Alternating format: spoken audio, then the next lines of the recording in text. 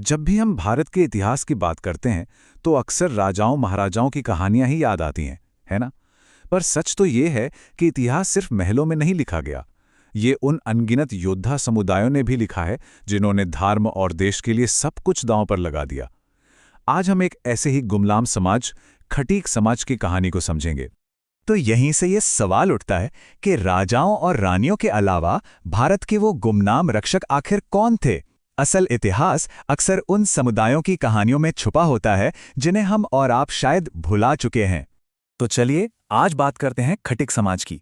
एक ऐसा समुदाय जिसका नाम ही साहस और हिम्मत का दूसरा नाम है।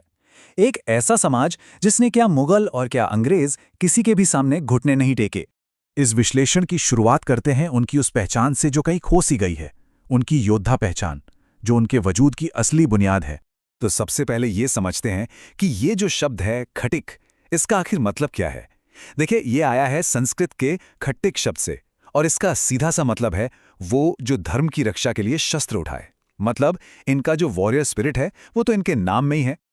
अच्छा, अब थोड़ा और पीछे चलते हैं, देखते हैं कि इनकी जड़ें, इनका ओरिजिन कहाँ से जुड़ा है, जो हमें सीधे पौराणिक कथाओं और राजसी घरानों तक ले जाता है। देखिए, इनकी उत्पत्ति को लेकर ना कई दिलचस्प कहानियां हैं। एक कहानी कहती है कि वे भगवान ब्रह्मा के पवित्र यज्ञ से पैदा हुए। दूसरी उन्हें सीधे सीधे सूर्यवंशी क्षत्रिय मानती है। और तीसरी कहानी तो उन्हें भगवान राम के पूर्वज राजा खटवांग का वंशज बताती है। अब हम आते हैं कहानी के उस हिस्से पर जहां इस समुदाय का सबसे बड़ा इम्तिहान हुआ। ये वो दौर था जिसने इनके साहस को, इनकी पहचान को हमेशा के लिए गढ़ दिया। खटीक समाज का सबसे बड़ा योगदान शायद मुगल काल में सामने आया, जब विदेशी आक्रमणकारियों ने भारत पर अपनी हुकूमत थोपने की कोशिश की और धर्म बदलने का दबाव बनाया। ठीक उसी वक्त खटीक समाज एक ढाल की तरह सामने आकर खड़ा हो गया। तो एक तरफ थे मुगल शासकों के फरमान कि मंदिर तोड़ दो, धर्म बदल लो, गोवध करो, और दूसरी तरफ था खटिक समाज का फौलादी इरादा कि कुछ भी हो जाए, अपने पवित्र स्थलों की रक्षा करनी है, अपनी आस्था पर टिके रहना है। अब सवाल ये उठता है कि ये इतने असरदार डिफेंडर कैसे बन गए। वजह थी इनकी डबल स्किल।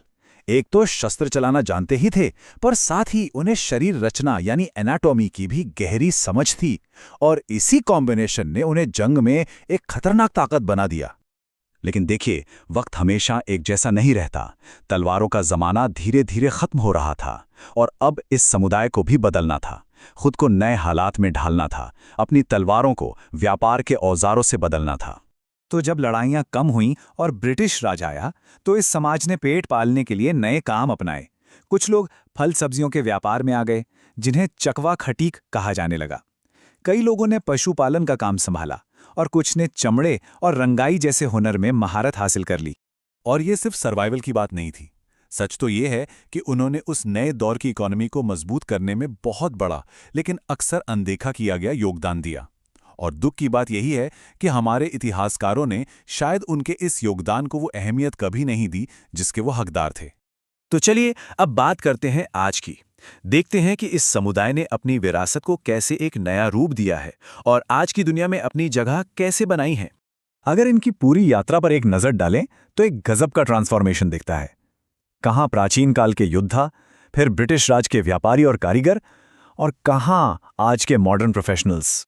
आज वही जो योद्धा वाली भावना थी ना, वो एक नए अंदाज में दिख रही है। Doctor B R. अम्बेडकर से प्रेरणा लेकर इसी समाज के युवा आज आईएएस, आईपीएस अफसर बन रहे हैं, डॉक्टर, इंजीनियर बन रहे हैं, पॉलिटिक्स से लेकर म्यूजिक तक हर फील्ड में अपना लोहा मनवा रहे हैं।